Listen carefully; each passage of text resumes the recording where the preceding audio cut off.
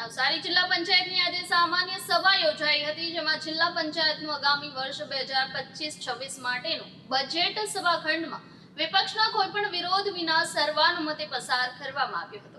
આ સામાન્ય સભામાં પ્રમુખ પરેશ દેસાઈએ વર્ષ 2025-26 માટે 10,693.67 કરોડનું પંચાયતના ઇતિહાસનું જાયન્ટ બજેટ રજૂ કર્યું હતું। જિલ્લા પંચાયત પ્રમુખ પરેશ દેસાઈએ પંચાયતની 29.61 કરોડની આવક સામે સરકારી ગ્રાન્ટ મળવાની અપેક્ષાએ મસમોટું બજેટ રજૂ કરાયું હતું, જેમાં શિક્ષણ અને આરોગ્ય ઉપર વિશેષ ભાર આપવા સાથે જાહેર બાંધકામ, સિંચાઈ અને વિકાસના કામો સહિત સિંચાઈના કામો માટે ફંડ ફાળવવામાં આવ્યું, જેમાં શિક્ષણ વિભાગને 1.97 કરોડ, કુપોષણ મુક્ત નવસારી માટે 1 કરોડ, સિંચાઈ વિભાગમાં પૂર સંરક્ષણ અને ચેકડેમ માટે 90 લાખ, પ્રાકૃતિક ખેતીના પ્રોત્સાહન માટે 75 લાખની ફાળવણી, જિલ્લામાં જળ સંચય માટે 60 લાખ રૂપિયાની જોગવાઈ કરવામાં આવી છે।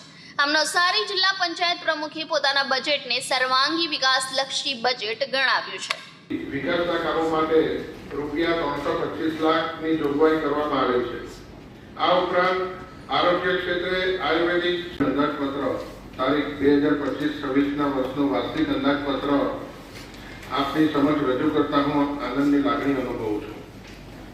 વર્ષ 2025-26ના બજેટમાં સ્વભંડોળ 29.61 કરોડ રૂપિયા, સરકારી પ્રવૃત્તિ સદરે 1,615.93 કરોડ, સેવા વિભાગ 48.5 કરોડ, કુલ મળી રૂપિયા 1,693.67 કરોડનું વાર્ષિક બજેટ છે। આ અંદાજપત્રમાં શિક્ષણ, ખેતીવાડી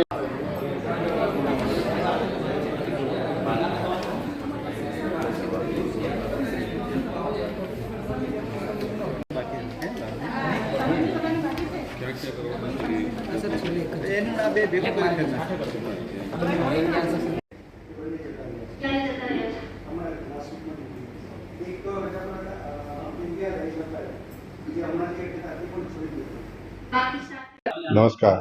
આજ રોજ નવસારી જિલ્લા પંચાયતમાં નવસારી જિલ્લા પંચાયતનું સામાન્ય બજેટ રજૂ કરવાનો મોકો મળ્યો। આજનું બજેટ અમારું લોકો માટે સુખાકારીનું બજેટ છે। ગયા વર્ષ કરતાં પણ અમે બજેટમાં ઘણા સુધારા કર્યા છે અને એને લીધે પબ્લિકને, લોકોને જે જરૂરિયાતની વસ્તુ છે એની સુવિધા અમે પૂરી પાડી શકીશું। આ વર્ષે અમે 1,693.67 કરોડ રૂપિયાનું બજેટ રજૂ કર્યું છે, સરકારી અનુદાન સાથેનું। આ બજેટ ગયા વર્ષ કરતાં લગભગ 494 લાખ રૂપિયાથી વધારેનું બજેટ આ વખતનું છે। એટલે હું ચોક્કસ માનું છું કે આ વર્ષે ખૂબ સુખાકારીના કામો અમે કરી શકીશું લોકો માટે।